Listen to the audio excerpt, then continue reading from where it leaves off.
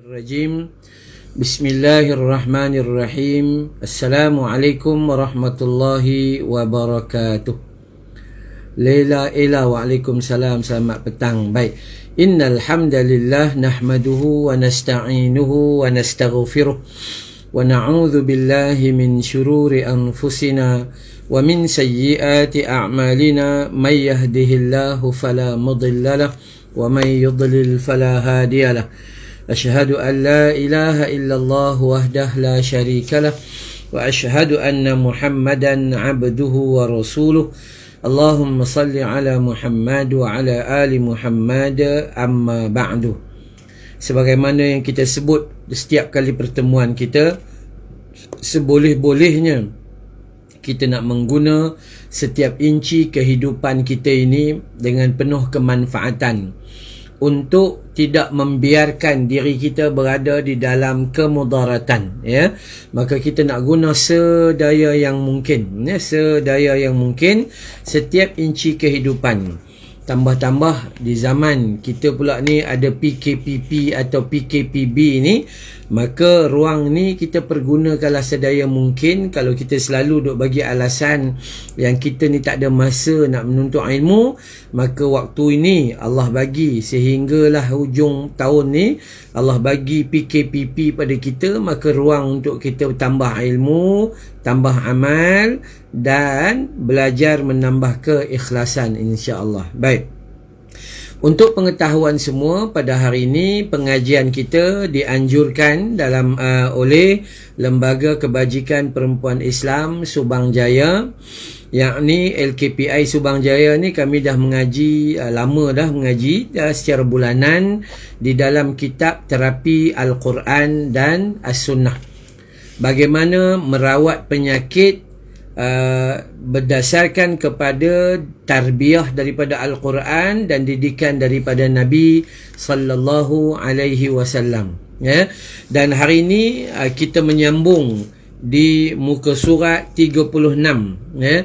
Siapa yang ada kitab, di muka surat 36, di mana kita menyambung bab yang telah kita bincang pada pertemuan yang lepas.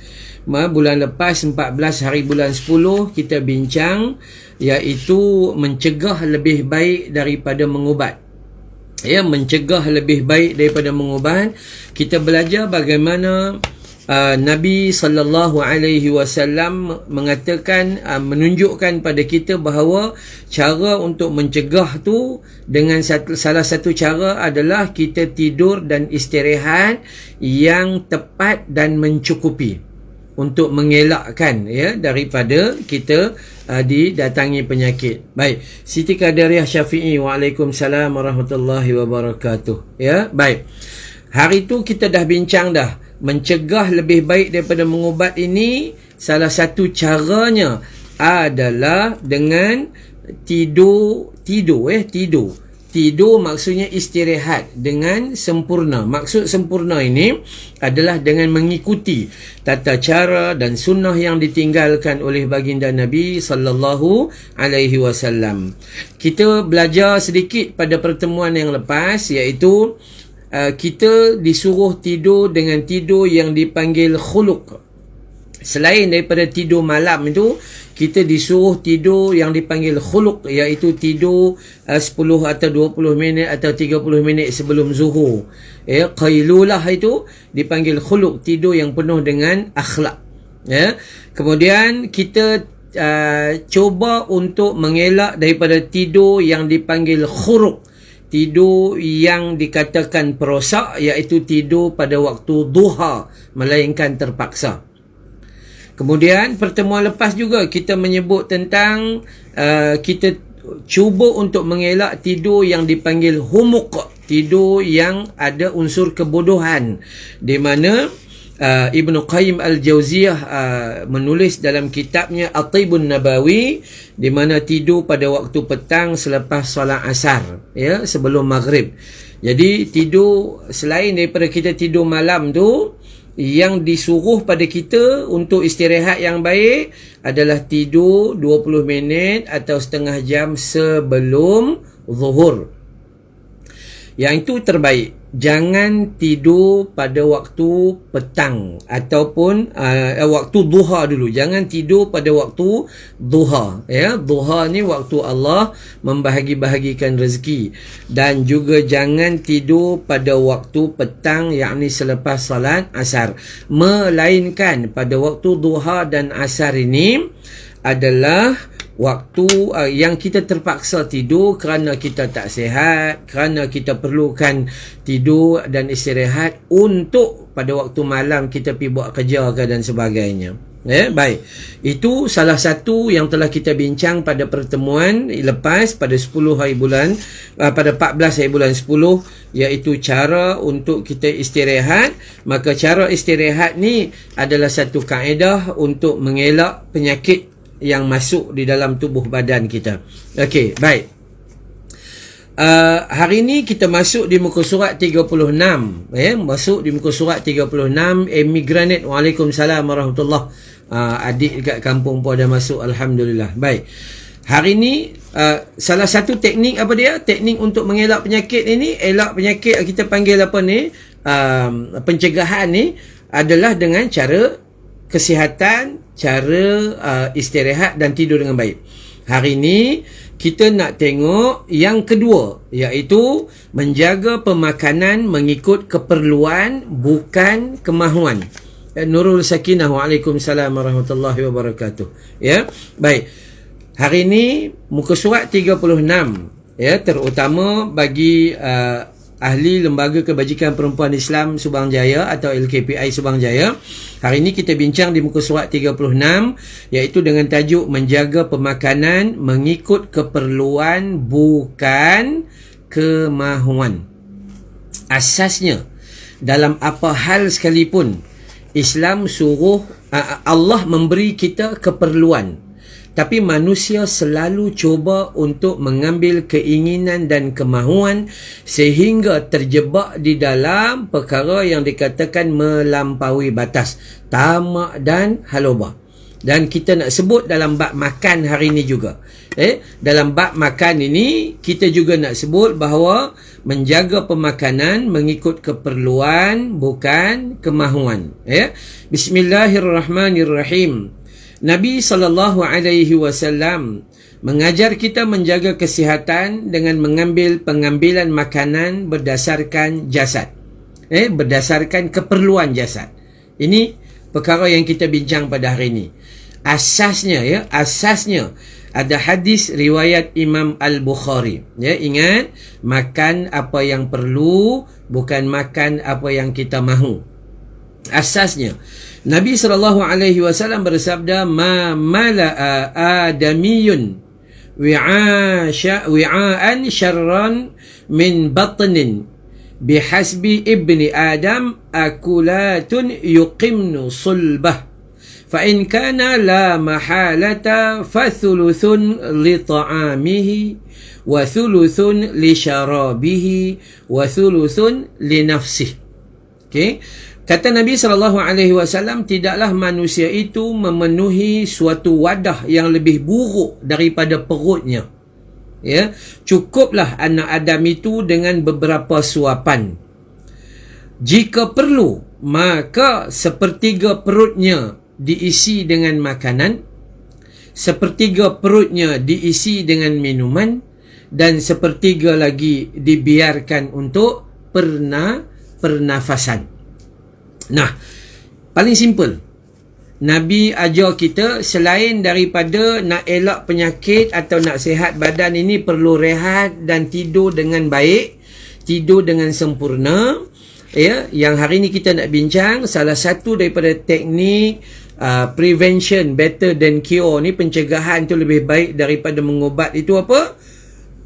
Dengan cara mengambil pemakanan. Kerana segala kajian mendapati bahawa penyakit berpunca daripada perut.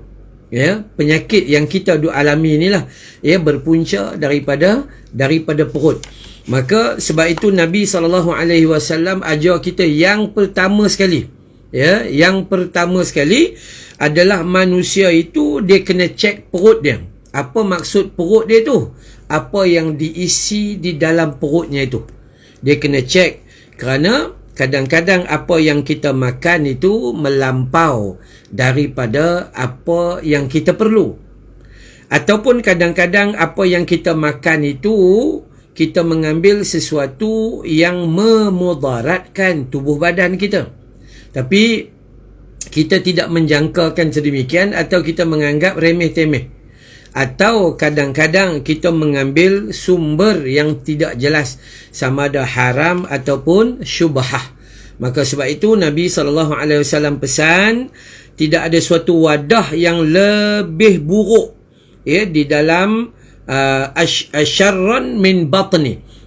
Dalam tubuh badan kita, wadah yang diisi ni yang buruk dia adalah perut kita. Maka sehinggalah Nabi SAW menyatakan bahawa cukuplah beberapa suapan sekedar untuk menegakkan tulang belakang. Cukupkah?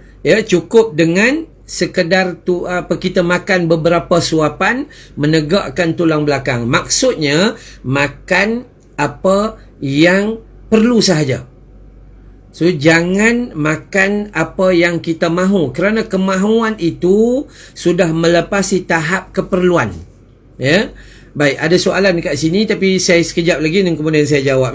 Tapi jika perlu, kalaulah kita makan beberapa suapan itu tidak mencukupi, jika perlu, maka isilah perut kita sepertiga dengan makanan, sepertiga dengan minuman dan sepertiga itu dibiarkan untuk pernafasan. Asas dalam hidup kita untuk sihat dan untuk tidak sakit. Jom kita cek tengok. Jom kita cek tengok.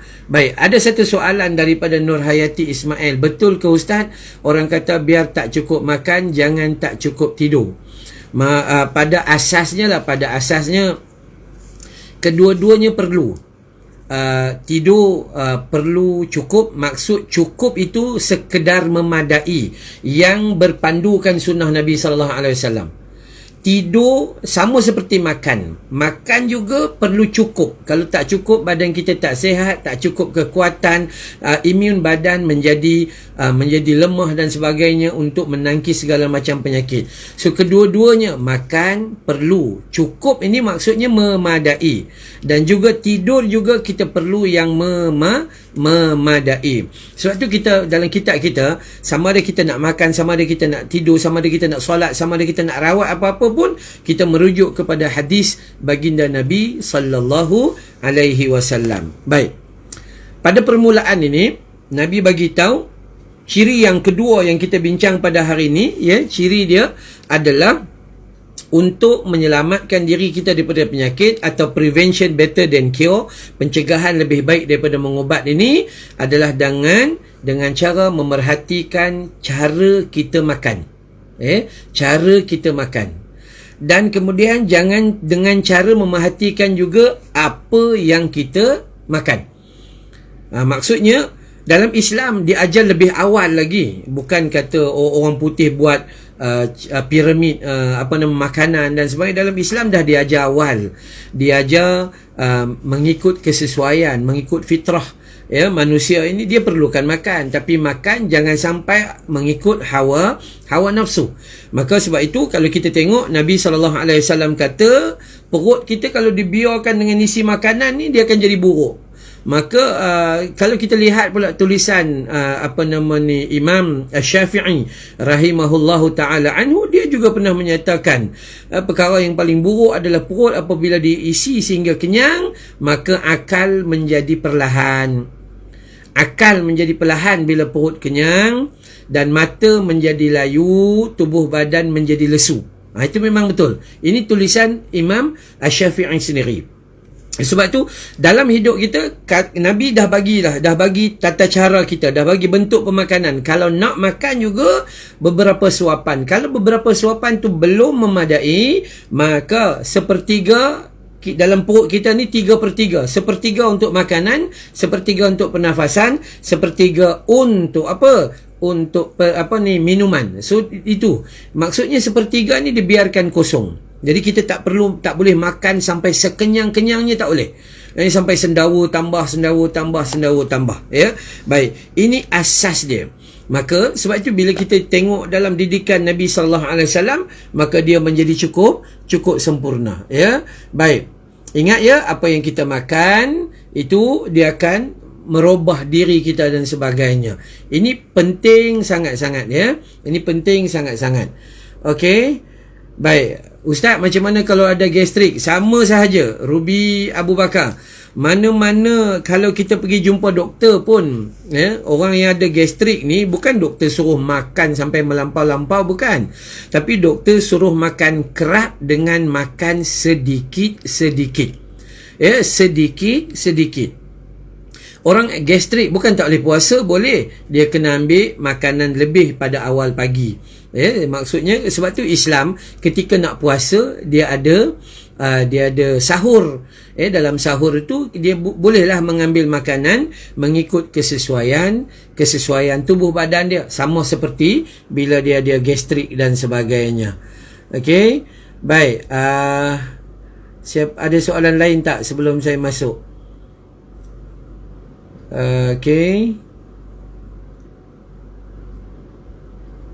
Okey, sama seperti orang yang ada gastrik tadi kita dah sebut dah.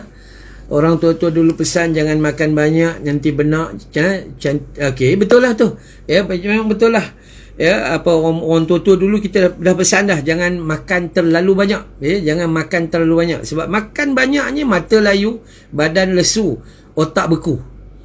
Mata layu, badan lesu, otak beku. Nak fikir susah, nak itu, kira nak tidurnya, nak bergerak pun susah, berat dan sebagainya. So simple, simple. Terutama saya tumpukan betul-betul kepada ahli Lembaga Kebajikan Perempuan Islam Subang Jaya atau LKPI Subang Jaya atau semua teman-teman dan sahabat-sahabat sekalian. So fokus kita adalah kalau kita nak makan maksimum sepertiga perut kita makanan, sepertiga dengan minuman, sepertiga dibiarkan untuk pernafasan. Itu asas dia. Baik, seterusnya, daripada cara pemakanan itu, maka Nabi mengingatkan kita macam mana nak menyelamatkan diri kita daripada penyakit. Maka Nabi menyelamatkan kita, Nabi bagi kita cara untuk selamat daripada penyakit dengan teknik makan yang betul. Okey, kalau ikut sunnah baginda Nabi sallallahu alaihi wasallam, maka Nabi sallallahu alaihi wasallam makan, sebelum makan tu basuh tangan dulu. Bukan kerana ada COVID. Kan kita COVID. COVID baru kita nak belajar. Oh, basuh tangan. Tak. Islam mengajar daripada zaman 1400 tahun dulu lagi dah. Masa nak makan atau selepas makan, maka basuhlah tangan sebelum makan dan selepas makan. Basuh tangan dulu bagi bersih, itu sunnah yang pertama. Sunnah yang kedua, jangan lupa baca doa makan. Apa doa makan? Bismillah. Apa doa makan? Bismillahirrahmanirrahim. Mudah, cukup. Yang tu je. Kadang-kadang kita baca, doa panjang baca. Makan pun tambah 2-3 kali, panjang masa je. Nabi baca pendek, makan sikit. Kita baca panjang, makan pun banyak. Tu kan. Sebenarnya kalau ikut sunnah Nabi SAW, waktu dia nak makan, bentuk kita dah nampak kan, bentuk sepertiga itu. Maka ketika nak makan, maka basuh tangan. Sunnah dia, maka basuh tangan. Kemudian masa betul-betul kita dah nak makan tu, baca doa dia. Dalam hadis Nabi baca bismillah. Kalau kita nak sambung sikit, bismillahirrahmanirrahim. Doa Allahumma barik lana fima razaqtana wa qina adzaban nar tu doa tu dhaif. Itu bukan hadis yang sahih. Jadi yang paling simple bismillah ataupun bismillahirrahmanirrahim, supaya kita makan ni rasa syukur dengan nikmat yang Allah bagi kepada kita, supaya dengan makan kita ni makan yang mendapat keberkatan daripada Allah Ta'ala. Maksudnya bila makanan tu masuk pada kita walaupun sedikit tapi rasa mencukupi, Walaupun makanan tu masuk sikit, dia jadi darah dan daging kita, dan darah daging yang taat kepada Allah Subhanahu Wa Taala. Kita tak nak ngatur makan ni daripada Perlis sampai ke Johor, Sabah, Sarawak pun pergi. Tapi lagi makan lagi lupa Tuhan, lagi makan lagi lambat solat. Maka yang tu tak boleh. Sebab tu pada permulaan selepas kita basuh tangan, kita nak makan, kita bacalah, sebut nama Allah, Bismillah atau Bismillahirrahmanirrahim. Moga-moga makan kita itu makan sesuatu yang barakah, yang menjadikan tubuh badan, darah yang jadi, daging yang jadi itu, maka daging dan darah yang taat kepada Allah Subhanahu Wa Taala. Yang seterusnya, ketika makan, sunnah dalam hadisnya adalah makan menggunakan 3 jari jika mampu. Saya sebut di hujungnya, makan menggunakan 3 jari jika mampu. Maksud dia, yang pertama, ulama kata betul, makan dengan 3 jari. Makan, ambil roti, ambil gelas air, ambil kuih, ambil apa, ambil buah kan sebagainya, menggunakan 3 jari. Satu, ya, bila menggunakan 3 jari itu tidaklah nampak melampau benar bila ambil makanan menggunakan 3 jari itu. Dan ada sebahagian ulama mengatakan 3 jari itu adalah supaya kita makan tu mengambil sedikit-sedikit. Tidaklah sekali angkat satu senduk. Patut angkat satu sudu, kita angkat satu senduk. Okey. Jadi guna 3 jari pada makanan yang boleh kita ambil sebagai 3 jari, insya-Allah tak ada masalah. Ini cantik. Ya, ini cantik. Baik. Yang keempat, kita nak jaga diri kita supaya makan ni menjadi satu pendinding kepada kita daripada masuknya penyakit, atau prevention better than cure ni. Dengan makanan ni macam mana? Ya, setelah kita makan dengan 3 jari, kemudian seterusnya, ya, kita makan dengan, pastikan makan dengan tangan kanan. Ini penting ni. Ya, makan dengan tangan kanan walaupun awak tu left-handed. Walaupun awak itu orang tangan kidal, tetapi sampai bab makan, makanlah dengan tangan kanan. Tapi sayang, hari ni kita bukan takat tangan kanan, tambah dengan tangan kiri, satu sudu, satu garpu, atau satu garpu, satu pisau dan sebagainya. Ya, kaedah yang terbaik adalah keseluruhan makan menggunakan dengan tangan kanan sahaja, melainkan ada keperluan menggunakan tangan kiri. Keseluruhan makan menggunakan tangan kanan sahaja, itu yang terbaik sekali. Itu yang terbaik sekali. Kenapa? Kerana tangan kanan ni memang Allah jadikan sedemikian untuk buat yang mulia-mulia. Baik. Yang kelima, seboleh mungkin elakkan makanan panas. Atau seandainya ada makanan panas, tunggu dia sejuk dulu atau suam-suam dulu. Jangan gelojoh makan. Ya, Nabi sebut, ya, dalam hadis, ulama tengok hadis-hadis Nabi ni, Nabi tak suka makan makanan yang panas. Ya, makanan panas ni kita kena tunggu dia jadi suam dulu atau jadi sejuk dulu, jangan gelojoh makan kelang kabut dan sebagainya. Baik. Yang keenam, selepas makan atau selesai makan, maka sunnah dia adalah kita jilat jari. Ya, sunnah dia adalah kita jilat jari. Malah kalau kita baca di dalam kitab Riyadhus Salihin, bukan hanya jilat jari, jilat sudu, jilat garpu, jilat pinggan, jilat talam dan sebagainya. Kenapa? Sunnah dia, masa lepas kita makan, kita jilat jari, maka jari kita akan sapu di atas periuk kita, ada sisa makanan, maka kita jilat jari kita. Itu maksudnya itu. Ya, baik. Ini penting. Okey, jadi cerita dia ini sunnah Nabi. Baik, saya nampak ada tulisan daripada Sabarih Aman, Ustaz, adakah sunnah calit garam sikit sebelum makan? Itu bukan sunnah Nabi. Sabarih Aman dan juga semua ahli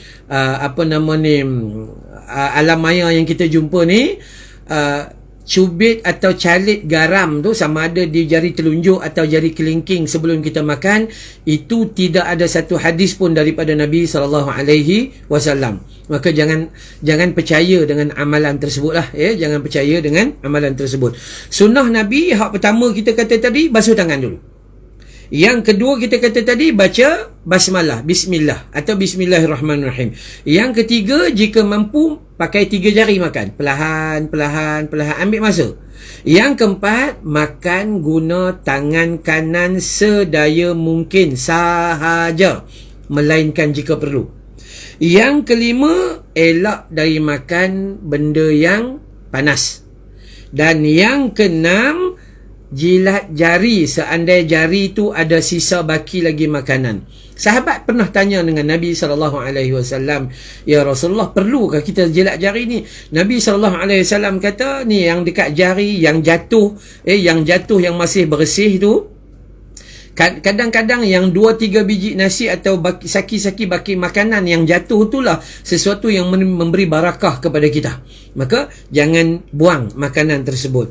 Dan seterusnya, sunnah kita bersihkan pinggan mangkuk kita. Makan bersih sendiri. Itu sunnah. Dan seterusnya, paling tidak kita baca Alhamdulillah serta selesai, iaitu kita bersyukur kepada Allah Subhanahu wa Ta'ala. Kalau kita tengok sini ada 8 perkara. Ada 8 perkara. Ada orang perli, orang yang jilat jari tanda tak cukup makan. Kalau dia perli kita, maka dia seumpama menghina Nabi SAW.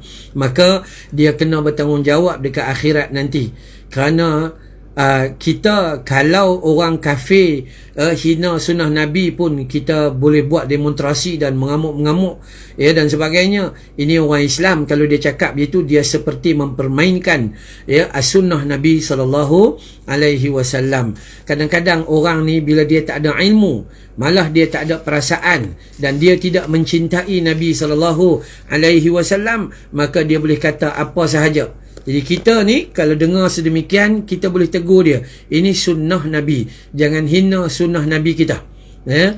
Sebab apa? Sebab Allah dah janji pada kita, qul in kuntum tuhibbunallaha fattabi'uni yuhibbukumullah. Orang yang sayang kepada Nabi, dia amal sunnah Nabi, maka dia akan dapat kasih dan sayang daripada Allah Subhanahu wa Ta'ala. Ruby Abu Bakar, Ustaz, macam mana kalau kita pergi makan dekat kedai atau restoran? Baik, bila kita makan dekat kedai atau restoran, zahirnya bersih, insya-Allah. Zahirnya bersih. Jangan, kita tak boleh nak pandang, takkan kita nak pergi dapur dia lah, itulah, ini dan sebagainya. Zahirnya dia bersih dan halalan tayyiban, maka tak ada masalah. Bismillah dan terus makan. Kita takkan kita nak pergi makan, lepas tu cek tukang masak dia, cek itu, cek ini. Yang itu biar Kementerian Kesihatan yang cek. Yang lain-lain tak payah risau sangat. Okey, baik. Itu kalau kita cek ada 8 perkara, dan di hujungnya Allah menyebut, Nabi SAW menyebut kita berdoa. Apa berdoa lepas makan? Alhamdulillah. Bersyukur kepada Allah atas nikmat yang dia bagi. Kadang-kadang kita komplain, makan, komplain itu, komplain ini, komplain dan sebagainya, macam-macam lah. Pernah dalam satu hadis Nabi SAW, Nabi tak makan.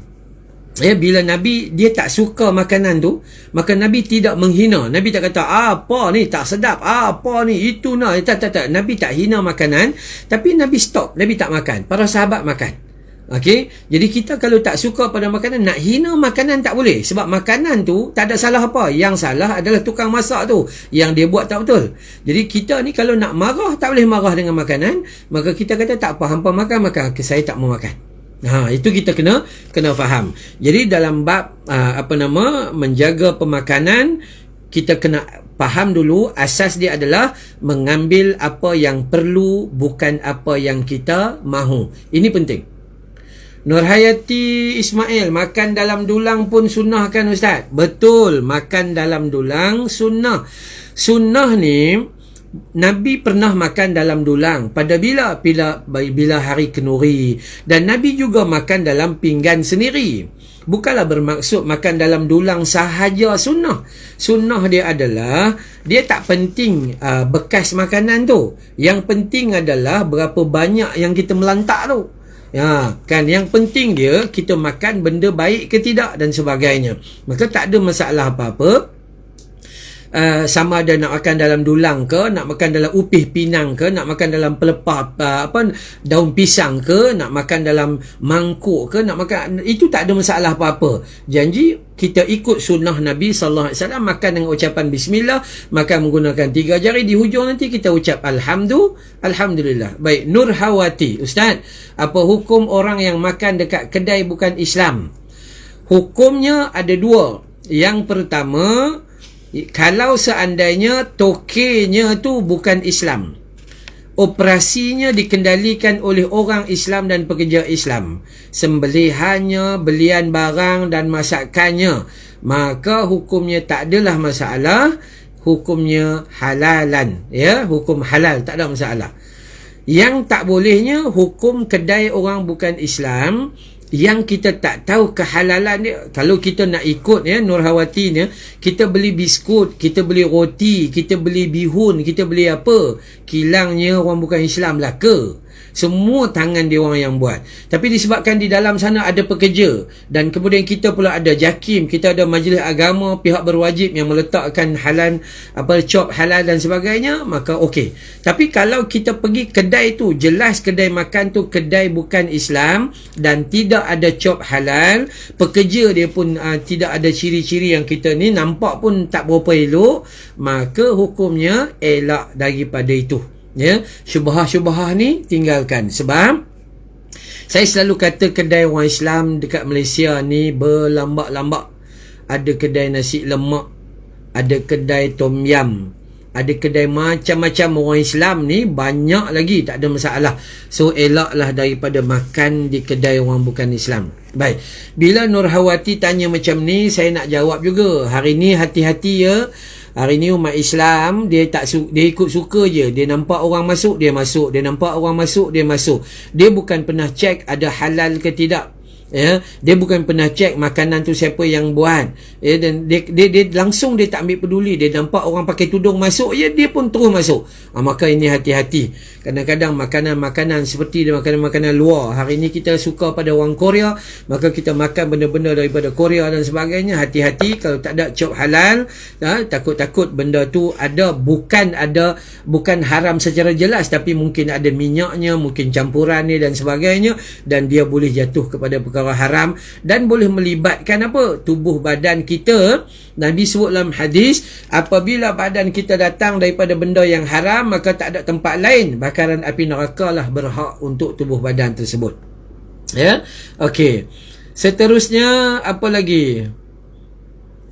Nuraida Bidin, Ustaz, bagaimana kalau makanan tidak dihabiskan, adakah menjadi sahabat setan? Baik, sebab itu kita disunahkan makan sedikit-sedikit. Jika perlu nak tambah-tambahlah. Kita hari ni makanan melampau, kita makan hari ni shell out, makan bersepah. Kita makan hari ni dalam talam, kononnya nak ikut orang Arab. Kita tak disuruh ikut orang Arab, kita disuruh ikut sunnah Nabi. Kalau ikut orang Arab, lingkup kita. Ya, maka sebab itu makanan sebaik mungkin adalah ambil sedikit-sedikit, tambah sedikit tu tak ada masalah. Ya, kalau kita membazir, adakah dia saudara setan? Jawabnya betul. Innal mubadzirina kanu ikhwanasy syayatin. Membazir itu adalah saudara setan. Itu memang jelaslah, ya, Nuraida Bidin. Okey, baik. Ada soalan lagi tak? Sebelum kita teruskan. Waalaikumsalam warahmatullahi. Haslina Abdullah. Okey, baik. Kemudian LKPI kita masuk di muka surat 38. Ya, tajuknya di 37. Habis dah bab makan tu. Ya, habis dah bab makan, kita masuk seterusnya kita masuk di muka surat 38. Sebelum tu kita jawab soalan daripada Haliza Abdullah. Ustaz, berdosa ke nasi tak habis, lupa simpan dalam peti? Hukum terlupa adalah tidak berdosa sama sekali.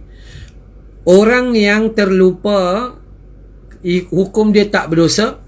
Orang yang tertidur, dia buat salah, hukum dia tak berdosa. Budak kecil yang tak reti apa-apa pun hukumnya tak berdosa. Ya, maka tak ada masalah apa yang tu. Ruby kalau makanan tak habis boleh ke sedekah Ustaz? Okey, Ruby dan yang lain, hati-hati ya. Untuk sedekah yang terbaik adalah bila kita masak, asingkan sedikit, siap-siap untuk sedekah kalau betul-betul nak barakah. Okey, tapi kita kalau jenis tunggu dah tak habis dah baru nak sedekah, kita takut rezeki kita datang pun macam tu je. Rezeki kita datang pun dah last-last, kau ambil je lah, kita nak dapat yang last-last sekali. Maka sebab itu, tapi paling tidak dia tidak membazir, dia sedekah. Cuma yang terbaik sedekah ni adalah macam, okey, contoh, kita nak berniaga, hari ni nak berniaga goreng pisang. First punya goreng tu, ambil dulu sedekah dengan kawan-kawan kita yang berniaga di sebelah-menyebelah tu, bagi seorang sikit rasa dulu, lepas tu baru start berniaga. InsyaAllah dengan sedekah kita yang mula-mula tu, Allah akan panggil orang lain mai beli makanan kita dan memberi keberkatan dalam hidup kita, insyaAllah. Baik. Waalaikumsalam Manja Rosli. Cik Ramli Hassan pun ada. Okey, baik. Okey, seterusnya kita masuk dalam bab baru, teknik dan terapi Rasulullah sallallahu alaihi wasallam. Baik. Setelah kita tahu bagaimana cara untuk mengelak penyakit, iaitu dengan rehat dan tidur dengan baik dan juga makan dengan mengikut sunnah Nabi sallallahu alaihi wasallam, kita masuk bab yang disebut sebagai terapi Al-Quran, yang menyatakan terapi Rasulullah sallallahu alaihi wasallam. Maksudnya bagaimana teknik Nabi untuk elak daripada penyakit. Ya, teknik Nabi untuk elak dan untuk merawat penyakit. Macam mana yang Nabi ajar pada kita. So, idola kita yang paling besar tak ada lain dah, memang Nabi SAW. Ceritalah apa pun, balik kepada Nabi SAW. Baik. Dalam kajian para ulama, di muka surat 38 bagi LKPI yang ada kitab, dalam kajian para ulama mendapati ada 3 cara pengubatan Nabi SAW. Ada 3 cara perubatan khusus sebelum dibuka pada cabang-cabang lain. Asas dia, ada cara. Iaitu yang pertama, perubatan yang menggunakan ubat-ubatan alamiah, iaitu ubatan tradisional yang tidak memberi kesan sampingan. Okey, baik. 3 perubatan daripada apa yang Nabi tunjuk dalam kehidupan Nabi supaya kita dapat baca dalam hadis Nabi sallallahu alaihi wasallam. Pertama, perubatan yang terdapat pada ubat-ubat alam. Ya, ubat-ubat tradisi yang bila kita ambil dia tak bagi sampingan. Kita makan kurma, kita ambil madu, kita ambil habbatus sauda, kita ambil minyak zaitun, kita guna inai, kita guna air zam-zam. Bagi kita orang Melayu, kita ada daun bidara, kita ada, dan macam-macam. Ya, kita ada macam-macam. Ini perkara yang pertama sekali.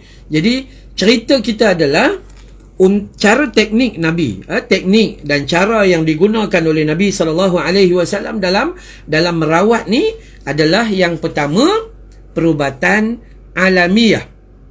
Ya, perubatan alami atau perubatan menggunakan ubat-ubat tradisi. Ubat-ubat tradisi bagi kita juga, orang Melayu juga banyak petua-petua tradisi yang tidak menyalahi syarak. Okey, tak ada masalah apa-apa. Kita ada macam-macam cara. Kita ada daun-daun yang cukup banyak. Dulu masa kita kecil-kecil, kalau luka atau koyak ni badan, kaki dan sebagainya, kita kena guna daun, pokok daun kapal terbang saja. Maka sebenarnya banyak. Kalau kita baca dalam hadis, kita nampak Nabi menggunakan alami, Nabi menggunakan tradisi untuk elak penyakit dan juga merawat penyakit. Seperti mana? Nabi makan kurma. Cuma salahnya kita Nabi sebut dalam hadis, siapa-siapa makan kurma ajwa, ataupun kalau tak ada ajwa lah, makan apa-apa 1 hari 7 biji, maka baginya Allah Ta'ala akan elak dia daripada penyakit-penyakit yang besar. Ya, penyakit-penyakit besar. Makan kurma 7 biji 1 hari, ajwa, tu kurma Nabi lah. Tapi kalau tak dapat kurma Nabi, kita ambil lah kurma apa-apa sahaja pun tak apa. Ya, maka tapi sayangnya kita tidak makan kurma dalam hidup kita. Kita hanya mengambil kurma setelah kita sakit. Yang tu yang tak jadi. Yang tu yang tak jadi. Sepatutnya kita mengambil kurma ni sebagai makanan harian kita. Kurma ni dia tambah gula, dia tambah tenaga dengan cepat, begitu cepat. Sebab tu kita buka puasa, sunnahnya makan kurma 3 biji. Kenapa? Sebab 13 jam, 14 jam kita puasa, tenaga kita down. Maka ambil saja 3 biji, minum je beberapa teguk air, maka tenaga kita akan datang balik. Kan? Ini cerita kita. Maka sebab itu dalam perubatan yang pertama sekali yang Nabi ajar, perubatan apa? Perubatan yang menggunakan bahan alamiah atau bahan-bahan tradisi seperti apa yang Allah jadikan di atas muka bumi ni, bukan ciptaan kimia dan sebagainya. Yang tu dulu yang pertama sekali. Yang tu dulu, insya-Allah, ya. Baik. Madu dah tentu ada disebut dalam hadis, disebut dalam Quran. Ya, ini cuma masalah kita bila nak makan madu, bila dah sakit baru makan. Akhirnya tambahlah kencing manis kita. Okey, baik. Seterusnya habatus sauda. Habatus sauda ni kalau kita kenal hadis, kita kenal lah dia. Okey, habatus sauda dia memang cukup, ya, cukup cantik. Minyak zaitun, memang Nabi sallallahu alaihi wasallam pesan dalam hadis, minyak zaitun ni cukup barakah sebab minyak zaitun disebut dalam Quran. Maka Nabi pernah kata dalam satu hadis, Nabi kata campurkan dalam ketika masakan, masuk sikit minyak zaitun, dan kemudian ada yang boleh buat minyak rambut. Ini yang paling penting. So inai dah tentu, zam-zam dan sebagainya. Okey, baik. Manja rosli, orang kencing manis tak boleh makan banyak, Ustaz, atas nasihat doktor. 3 biji paling banyak. Ya, orang kencing manis. Yang Nabi ajar makan 7 biji tu sebelum kena kencing manis. Kan? Ini yang masalah kita. Masalah kita adalah kita hanya cari sunnah, cari ubat setelah kita sakit. Kita tidak bergerak menjadi seperti mana latihan yang Nabi bagi, iaitu mengambil ubat sebelum kita sakit ataupun prevention itu. Yang tu yang jadi yang silapnya kita. Okey, baik. Itu satu. Dan yang kedua, teknik yang Nabi ajar kepada kita adalah dengan perubatan menggunakan wahyu Allah, ya, iaitu ruqyah ataupun jampi. Okey, selepas perubatan yang pertama, iaitu disebut sebagai perubatan bahan-bahan alam.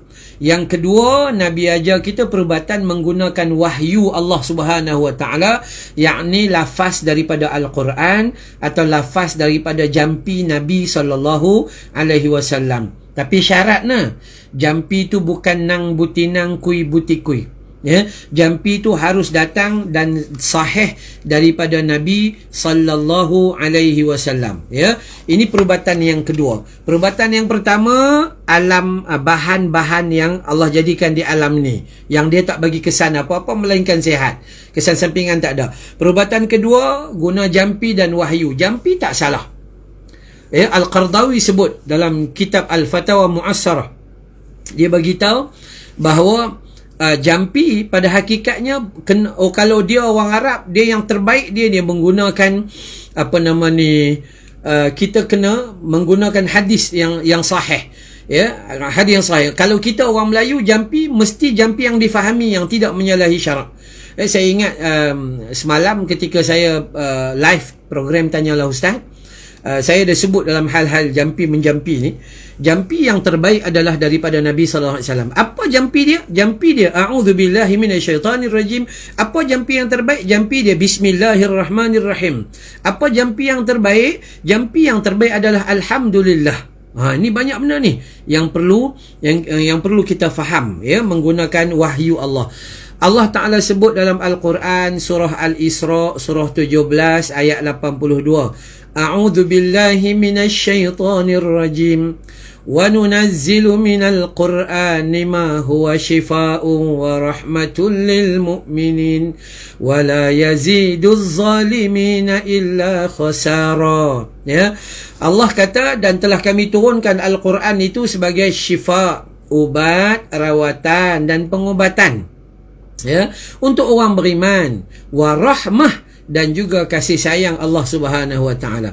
Maka sebab itu untuk kita apabila kita sakit, maka perkara pertama sekali lah bila kita ditimpa sakit lah. Kalau tak sakit tu alhamdulillah lah. Tapi bila kita sakit ni, kita kena buat apa? Kita kena paling tidak bila kita terima kesakitan, kita kata inna lillahi wa inna ilaihi raji'un, ya. Inna lillahi wa inna ilaihi raji'un. Okey. Jadi kita penting lah dalam hal ni, penting kita nak guna jampi. Dan jampi, syarat guna jampi tu, yang pertama, jampi tu datang dari sunnah Nabi sallallahu alaihi wasallam. Itu penting, ya, datang daripada sunnah Nabi. Dan jampi tu datang daripada Al-Quran yang difahami melalui sunnah Nabi sallallahu alaihi wasallam. Contohlah, Nabi sallallahu alaihi wasallam mengajar kita baca 10 ayat daripada surah Al-Baqarah, ya, untuk mengelak daripada kejahatan setan, ya, daripada ayat 1 sampai 4, ayat 255 sampai 257, ayat 284 hingga 286. Contoh. Kemudian bila ada orang sakit, maka Nabi doakan dia, la ba'sa insya-Allah tahurun. Jangan risau, insya-Allah akan disucikan, akan disembuhkan, ya. Ada doa-doa. So itu kena faham. Saya ulang balik teknik rawatan yang Nabi ajar, yang pertama menggunakan bahan alam. Kita kat Malaysia ni macam ada air kelapa, ada macam-macam lah, kata boleh minum dengan penuh kebaikan zat dia dan sebagainya. Yang kedua, rawatan yang ditunjukkan oleh Nabi adalah rawatan daripada wahyu Allah Subhanahu Wa Taala, daripada Al-Quran dan daripada sunnah Nabi sallallahu alaihi wasallam. Siapa nak belajar dalam bab rawatan ni, boleh beli kitab At-Tibun Nabawi, ya, kitab At-Tibun Nabawi, rawatan mengikut cara Nabi, ditulis oleh Ibnu Qayyim Al-Jauziyah, ya, Ibnu Qayyim Al-Jauziyah. Ini penting. Dan yang ketiga, mengabungkan kedua cara tersebut, ya, mengabungkan kedua cara tersebut. Apa cara dia? Yang pertama, bila sakit, kita doa. Kemudian kita tengok ada perubatan dari sudut alami. Kita boleh ambil pokok-pokok, daun-daun dan sebagainya, maka kita boleh guna yang tu untuk rawatan, ya. Maka gabungkan. Sebab tu kalau kita tengok sunnah Nabi sallallahu alaihi wasallam, Nabi tidak pernah meninggalkan harapan dia kepada Allah Subhanahu Wa Taala dalam semua hal, dalam semua hal. Ini 3 bentuk. Ya, 3 bentuk. Kita tak masuk lagi di dalam rawatan klinikal moden. Kita tak masuk lagi. Itu pun sebahagian daripada usaha kita. Cuma hari ni kita nak tengok, inilah ulama menyatakan kepada kita bahawa kajian berdasarkan kepada petunjuk hadis Nabi sallallahu alaihi wasallam, Nabi merawat menggunakan bahan alam. Okey, bahan alam. Yang kedua, Nabi menggunakan ruqyah. Ya, Nabi menggunakan ruqyah. Nabi jampi, alhibil ba'sa rabban nas washfi anta syafi la shifaan illa shifauka shifaan la yughadiru saqama. Kan?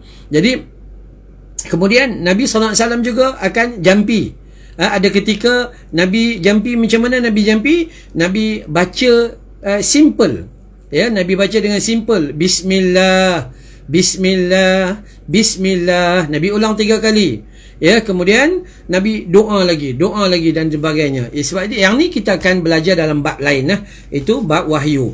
Dan ketiga adalah menggabungkan wahyu doa kita dan juga dengan usaha kita mencari perubatan. Apabila kita sakit bengkak, contohnya kita pergi dekat dalam hutan, kok ada daun-daun yang orang tua-tua kata daun ni sangat baik, ambil daun tu, layu letak kat tangan kita dan sebagainya, dan seterusnya. Kita bacalah paling tidak Bismillahirrahmanirrahim. Ya, azhibil ba'sa rabban nas washfi anta syafi la shifaan illa shifauka shifaan la yughadiru saqama. Ya, baik. Jadi ada doa-doa daripada Nabi sallallahu alaihi wasallam. Ya, baik. Kena faham 3 bentuk cara Nabi SAW yang kita nak sampaikan untuk semua. Baik. Rasulullah SAW memberi gambaran kepada kita seharusnya mencari obat terlebih dahulu, kemudian diiringi doa dan ruqyah yang sabit dengan Al-Quran dan hadis yang sahih.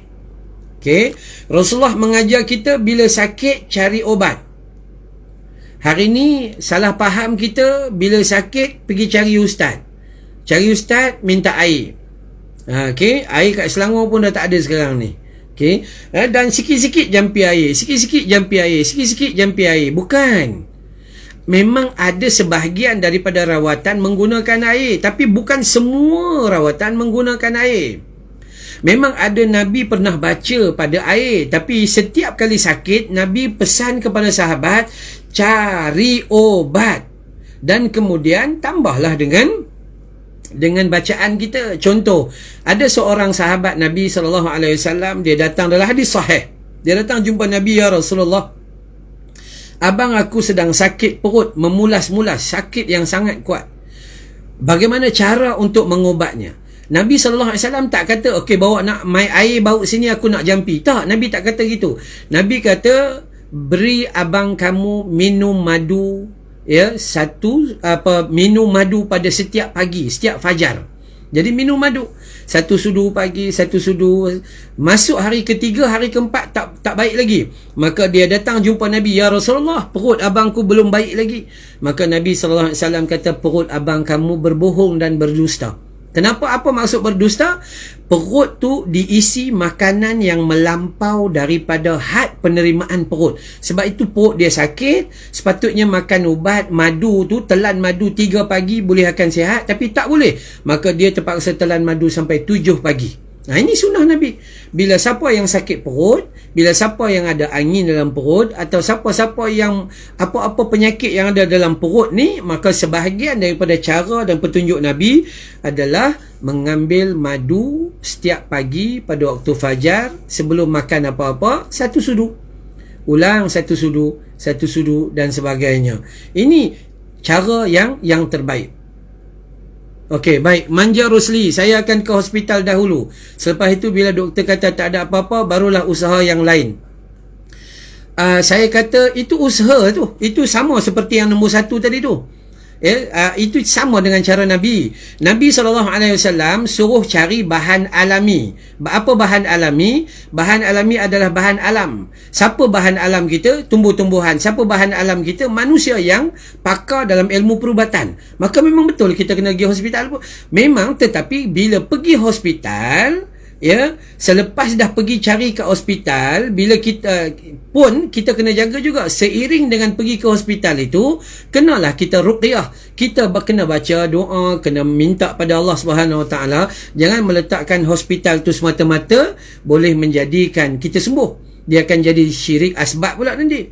Maka kita disuruh berusaha. Memang Nabi suruh macam tu. Nabi suruh ambil yang ni, alam, barang-barang alami, supaya dia tidak memberi kesan jangka masa panjang yang lain, kesan-kesan negatif dan sebagainya. Tapi memang pada hari ini kita diberi doktor, pakar. Dalam hadis lain Nabi menyebut bahawa apabila orang sakit, carilah tabib dan dukun yang paling mahir. Maksudnya betul lah tu. Bila kita pergi jumpa doktor, cuma bila jumpa doktor, jangan benar-benar 100% meletakkan doktor semata-mata. Ruqyah tak boleh kita tinggal. Apa ruqyahnya? Ruqyah paling simple, a'udzubillahi minasyaitanirrajim. Paling simple, bismillahirrahmanirrahim. Paling simple, ya Allah, berilah kesembuhan kepadaku, kerana tiada kesembuhan melainkan kesembuhan yang kau berikan, ya Allah. Yang tu paling simple sekali. Tapi doktor memang kena pergi. Kita tak boleh biarlah. Tak boleh nak cari ustaz, nak cari ustaz. Dah. Itu bukan. Salah caranya itu. Sebab tu Nabi SAW suruh kita iringkan doa dalam usaha kita mencari rawatan. Maka disuruh kita berdoa kerana kita kena faham asbab kita usaha, tetapi izin untuk memberi memberi kesihatan dan kesembuhan adalah Allah Subhanahu wa taala. Baik. Tidaklah semata-mata seperti apa yang difahami oleh masyarakat kita, iaitu semua penyakit boleh diubati dengan air penawar atau air jampi. Ya, itu betul ya. Janganlah kita faham bahawa semua nak boleh guna air penawar. Semua boleh guna air jampi. Itu salah. Memang sangat salah. Anak kita exam selama ni sepanjang tahun dapat D aja. Tiba-tiba minum air jampi nak dapat A. Memang tak ada harapan dah kita. Itu penting. Ya, baik. Nurul Sakinah, makan madu setiap pagi tu sebelum makan apa-apa yang lain ke? Betul. Waktu fajar lepas main subuh tu, ya, ambillah satu sudu, insya-Allah, ya. Moga-moga kita dapat kebaikan. Okey. Lagi apa? Makan pucuk jambu muda hilang sakit perut. Itu betul. Masa kita kecil-kecil dulu, daun jambu muda tu boleh. Okey, dia akan menghilangkan sakit perut atau kembung perut atau memulah-mulah dan sebagainya. Ini semua bahan alami yang sebaik mungkin kita kalau dapat guna bahan alami ni lebih baik daripada ubat-ubat baru. Sebab apa? Sebab bahan alami ni dia walaupun dia merawat tu lambat. Sebab tu bahan alami ni dia bersifat prevention better than cure. Ya, pencegahan lebih baik daripada mengubat, tapi kena ambil lama dan ambil awal sebelum kita sakit. Tapi bila dah sakit, ya, ubat-ubat zaman sekarang dia mesti saya boleh kata dalam satu minggu 3-4 kali pergi ke hospital dan berjumpa dengan orang-orang yang memahami ilmu perubatan moden, dan dia kata bahawa memang setiap perubatan moden, setiap satu-satu ubat, bila dia rawat satu penyakit, maka dia akan buka penyakit yang lain atau melemahkan organ yang lain. Ini memang sangat-sangat jelas. Okey, baik. Manja Rosli, ada seorang hamba Allah kena kanser payudara tapi cari ubat kampung. Ini tahap ilmu seseorang. Tahap, sebab tu kita kena belajar ilmu. Belajar ilmu ni, dia kena cari ubat yang terbaik. Siapa yang paling pakar, kita pergi cari yang tu.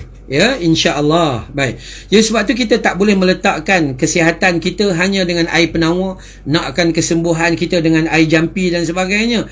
Sehingga zaman ini orang yang menggunakan air penawar, yang buat air jampi ni sekarang ni mengaut keuntungan. Ya, mengaut keuntungan semata-mata. Akhirnya dia jual air penawar. Daripada harga kita beli satu botol RM1, dia jual sampai RM10. Ya, dia jual air jampi, kononnya telah diruqyah sebagainya. Ini sebahagian benda yang sebenarnya sangat bersalahan dengan hukum agama lah. Ya, dia sebenarnya kalau kita nak beramal dengan Nabi, maka sebelum kita sakit lagi amal dengan madu. Sebelum kita sakit lagi amal dengan kurma. Sebelum kita sakit lagi amal dengan habbatus sauda. Sebelum kita sakit amal dengan minyak zaitun. Sebelum kita sakit lagi minum dengan air zam-zam. InsyaAllah ada lagi kita orang Melayu punya makanan dan minuman serta petua-petua yang sangat-sangat istimewa. Maka sebelum sakit. Tapi sayang, sifat manusia tu dia mudah lupa. Dia hanya mencari ketika dia sudah sakit. Akhirnya takkan jadi apa-apa lah. Okey, baik. Sesudah sakit kita cari obat sebenarnya, tapi bila kita buat sebelum sakit, maka dia akan jadi pendinding. Ya, dia akan jadi pendinding, insya-Allah. Itu penting. Baik. Jadi pada hari ini kalau kita nak tengok, ada juga rawatan yang diajar pada kita, iaitu dalam bab berbekam. Tu ada juga. Ya, kita sunnah dia, bekam ni pun satu sunnah juga. Apa dia bekam dia ni? Yang kita akan bincang kemudian nanti ni. Bekam ni adalah dengan teknik prevention juga. Dia pun mencegah juga daripada penyakit. Jadi dia buang darah-darah kotor tu dan sebagainya. Ya, walaupun pada hakikatnya ada orang duk bincang bekam ni tak ada clinical result dia dan sebagainya, maka saya katakan dalam hadis yang sahih Nabi SAW melakukannya. Maka seandainya Nabi melakukan, pasti ada kebaikan daripada apa perilaku Nabi. Itu yang paling penting. Okey, baik. Jadi kita dah sampai lebih kurang pukul 4 3 minit dan kita akan buat kesimpulan. Kalau ada soalan boleh masuk sekarang supaya kita nak berhenti sebelum asar. Sebelum asar insya-Allah. Yang pertama sekali, kesimpulan kita yang pertama sekali bermula daripada 14 hari bulan 10 hari tu.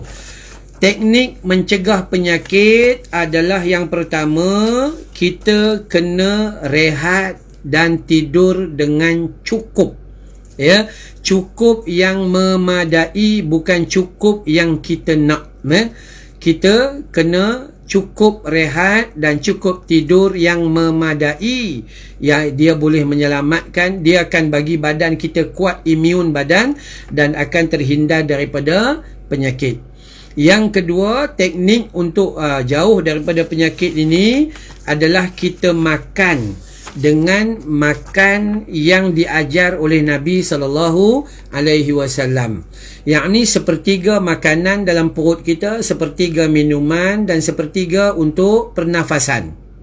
Ya, lepas tu bentuk makan pun kita kena jaga, makanan pun kita kena pilih. Bukan hanya sepertiga tu juga, kita kena pilih juga makanan-makanan yang mana memberi kesan buruk kepada kita. Jangan makanan yang menghadirkan kolesterol yang banyak, makanan yang menyebabkan lemak yang banyak, makanan yang berminyak dan sebagainya. Itu harus kita hindarilah, usahalah hindari. Tapi hari ni tu dialah macam kami duk pergi ceramah, lepas ceramah makan, lepas ceramah makan, lepas ceramah makan, tak boleh nak break langsung. Jadi kita kena faham, makan kena jaga ikut sunnah Nabi SAW. Paling penting, makanlah dengan bermulanya ucapan bismillah dan akhirilah dia dengan alhamdulillah.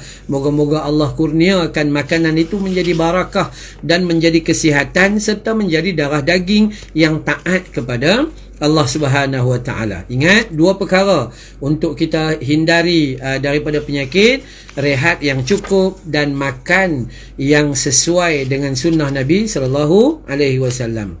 Baik, kesimpulan yang kedua dalam bab seterusnya, kita kena jaga. Nabi mengajar kita tentang apakah perubatan yang awal yang telah diajar oleh Nabi sallallahu alaihi wasallam. Nabi mengajar kita iaitu dengan mengambil ubat alami atau ubat tradisi, yang ubat itu betul-betul merawat penyakit dan tidak memberi kesan negatif kepada tubuh badan kita dalam bentuk yang lain. Seperti mana yang kita sebut tadi, kurma kah, itu ini semua yang kita panggil sebagai tradisi dan alami yang Allah jadikan direct ini. Yang kedua, perubatan yang Nabi ajar pada kita, ada kadang-kala Nabi menggunakan ru'yah dan jampi. Dan yang ketiga, maka Nabi kombinasikan keduanya, iaitu antara ru'yah dan juga bahan-bahan alam. Ya, janganlah kita terpedaya seterusnya dengan jampi-jampi yang melalaikan, atau jangan kita terpedaya dengan ubat-ubat yang telah dijampi, ataupun air penawar dan air penerang hati. Maka banyak hari ni orang cuba tipu kita, walaupun atas nama agamawan dan ustaz-ustaz. Mereka jual ini macam-macam air penawar dan itu dan ini. Maka kita takut. Semua ini hanya mengaut keuntungan duniawi semata-mata. Maka sebab itu hari ini Nabi mengajar kita dengan cara yang betul. Cara yang betul nak jaga diri, nak bagi kita sihat. Maka sebelum kita sakit tu, kita prepare siap-siap dah. Sebelum tu orang Melayu kan sebut apa? Orang Melayu sebut sediakan payung sebelum hujan. Insya-Allah, moga-moga Allah kurniakan kebaikan. Saya tunggu kalau ada 1-2 soalan lagi. LKPI, ada tak soalan? Habis dah bab kita. 2 bab hari ni selesai. 1 bab prevention better than cure, 1 bab teknik Nabi SAW dalam terapi. Dan bab yang seterusnya kita akan jumpa pada bulan hadapan adalah dalam bab doa Rasulullah dalam merawat penyakit. Ini ru'yah Nabi. Baik, Azizah Ahmad, daun bidara okey ke Ustaz? Daun bidara sangat baik. Ada di dalam kajian perubatan Islam, daun bidara sangat baik. Dan ada dalam penceritaan hadis yang mengatakan daun bidara ni boleh buat rawatan juga. Maka hukum menggunakan daun bidara dibenarkan. Tetapi kepercayaan karut itu jangan. Kepercayaan karut kepada daun bidara itu jangan. Kita hanya menggunakan daun bidara kerana apa? Kerana pada daun bidara itu ada kebaikan. Yang tu saja, bukan ada kepercayaan karut marut pada itu ada jin ke itu tak, jangan percaya. Okey. Baik. daun muda buah blueberry. Okey. Sebenarnya banyak dalam sudut rawatan lah. Saya bukan ahli perawat, tapi banyak kalau kita baca di dalam buku-buku rawatan, sama ada rawatan Islam dan rawatan moden atau rawatan alami, rawatan tradisi, kita akan jumpa kajian-kajian terperinci yang menunjukkan bahawa Allah menjadikan sesuatu atas muka bumi ini tidak pernah ada sia-sia, melainkan ada kesan yang baik kepada kita, ya, insya-Allah.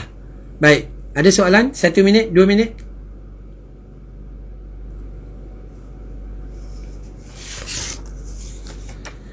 Okey, kalau tak ada, saya sekali lagi nak ucapkan jutaan terima kasih kepada LKPI